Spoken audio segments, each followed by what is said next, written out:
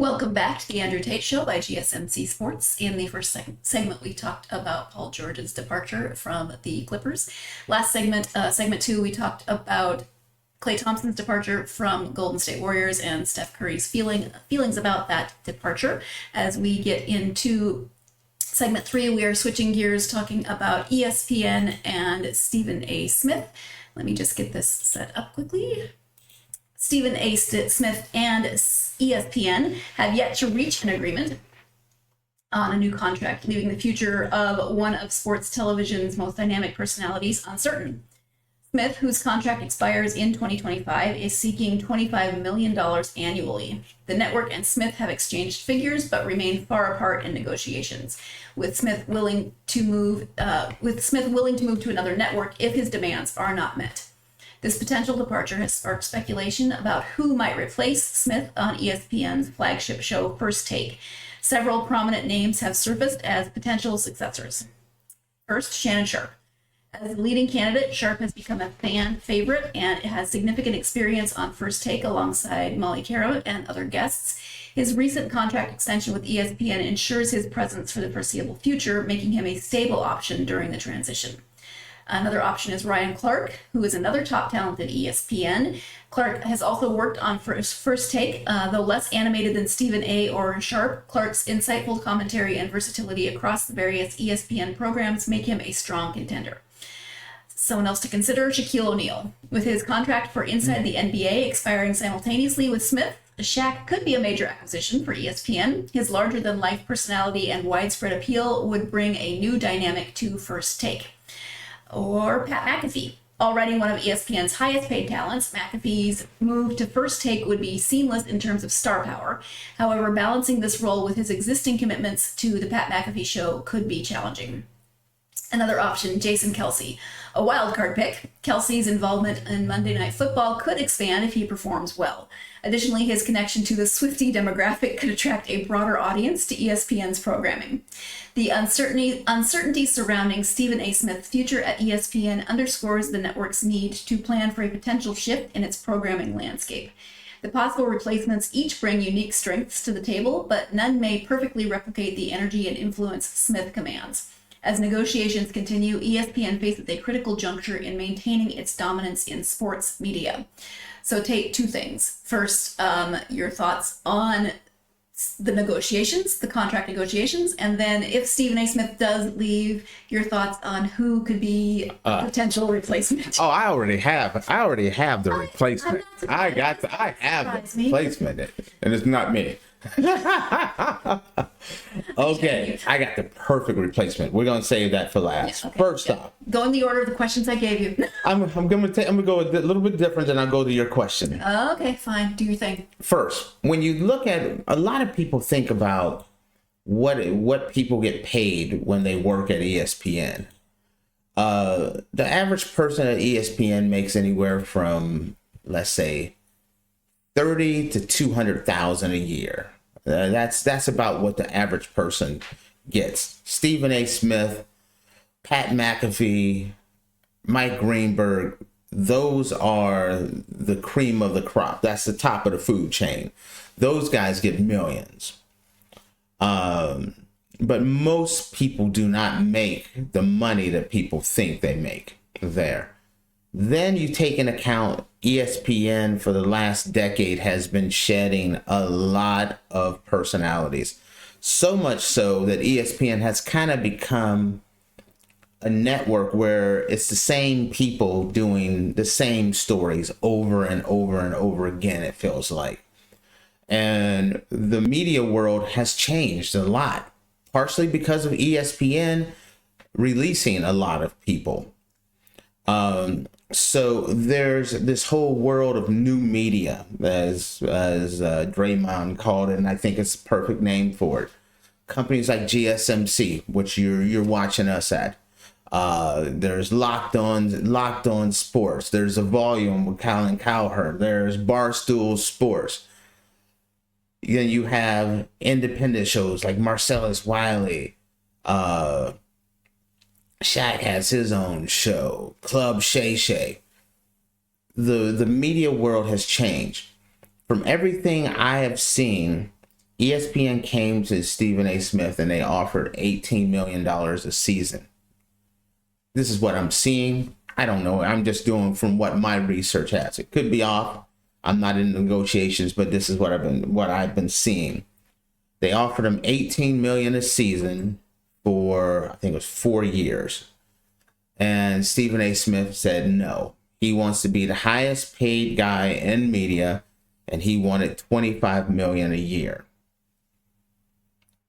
Like I said, this is from what I'm seeing. I'm not in those meetings.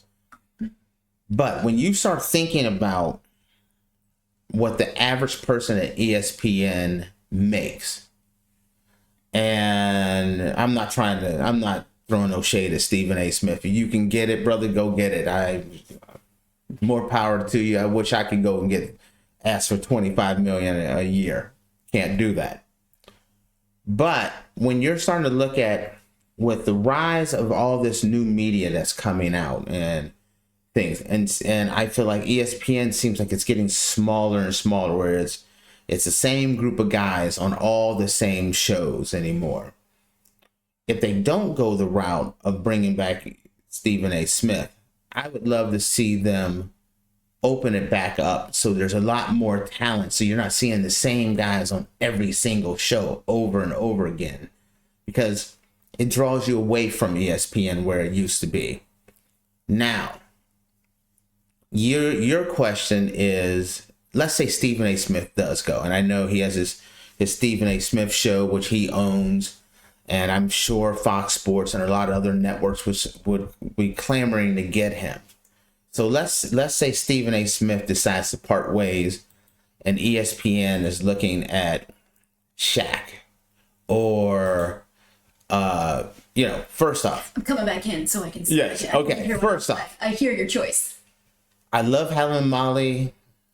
I love Shannon Sharpe. I think those are perfect. Those two, you already have them. You don't have to make that move. I leave Ryan Clark right where he's at, where he comes in as a guest. Shaq is great, but not that kind of. He's not that kind of a on-air personality to me. He's fun, but every day for 4 hours a day, I don't know how that really fits. And so they went down. Pat McAfee. Pat McAfee's doing his own thing, his own show. He owns all of it. I don't know when he sleeps either. Right. Not sure. And he's doing WWE for Monday Night Raw. He's doing College Game Day. Pat McAfee's living his best life and I don't think would have much interest in going there. So I take him out. One or both of the Kelsey brothers. Interesting, but I don't know how much. They're entertaining, but I'm talking about the debate that's more animated people. So I'm going to give you who I think would be. Who else is on that list before I go to mine? I think you covered them. Give me just a second. So Jason Kelsey, Pat McAfee, Ryan Clark, Shannon Sharpe. Yeah, you covered. Okay. Shaq. Now, how would you like this? You got Molly as the moderator. Works perfect. You got Shannon Sharpe still staying in his role, but he's more taking the lead role like Stephen A. Smith. And across from Shannon Sharpe, you're just milking this. Charles Barkley. Okay. Charles Barkley would be perfect for it. He's a no-nonsense guy. He's not a corporate guy. He's going to say what's on his mind. Two guys from the South, very different personalities. You got a former NBA great. You got a former NFL great. Charles is pure entertainment on the mic, even on the show that he does now. I know Charles said once inside the NFL, the NBA is over, that he's going to retire. But I remember when Charles said he was retiring when he was a basketball player. Charles threatened to retire like 4 or 5 times. Don't mean you can get that Charles is going to retire. I love putting Charles Barkley and Shannon together. I think would be really good. Shaq and Shannon, they've had a little bit of a beef even lately. that has come up. So Although Shaq and Shannon is really good alliteration, I'll give them that. yeah, but no, there's already been some butting heads there. I don't know how well that would work, especially when you look at how Shannon Sharpe and Skip Bayless kind of butted heads, and it became a very tenuous situation, let's just say. Bringing in Shaq, I don't think that's a good fit. But bringing in Charles Barkley, I think would be perfect. It lends a lot of credibility on the basketball side. You can't argue and say you guys don't know what you're talking about. Listen, Charles is one of the greatest basketball players to ever play the game. Football. Shannon Sharpe is one of the greatest players to ever play the game at tight end. You put them together with their unique personalities, with the stories that you have there. Now you're bringing, and then you with the unique, crazy comments that Shaq kicks out. I mean, not Shaq, but that Charles Barkley kicks out. That is gold. And Molly is the traffic cop who just kind of keeps things going. She sometimes has trouble maintaining control of the people she's got. She's gonna have to. It's a completely different dynamic. Yes, it's a very different dynamic. It's a different dynamic because you don't want to have somebody else come in who's loud and yelling and all this stuff, because that's what Stephen A. Smith did. And so it's kind of like you're just trying to reinvent and bring in your next Stephen A. Smith. It doesn't work. But Charles Barkley is his own man, his own personality. Charles Barkley is an American icon and a controversial figure all rolled into one. You're not going to show what you're going to get. You're going to have unique takes that Shannon is not going to have. These guys will have very different views, but could build a nice rapport together. I could see Charles working well with Molly. Shannon already works well with Molly. I think that would be the perfect fit if Stephen A. Smith decided to leave. I wish you the best on getting that. If you get that 25, my man, woo, impress. Well, as with many things, we will keep an eye on it, and I'm sure we'll be talking more about it, regardless of whether he gets the contract, he doesn't get the contract. If they're bringing in a replacement, there's going to be stuff to talk about it. So let's go ahead and take our next break. When we come back, switching from sports to entertainment, we'll be talking about Will Smith and that 10-year Oscar ban. Is he able to come back earlier than that? You are tuned in to the Andrew Tate Show by GSMC Sports, and we will be right back.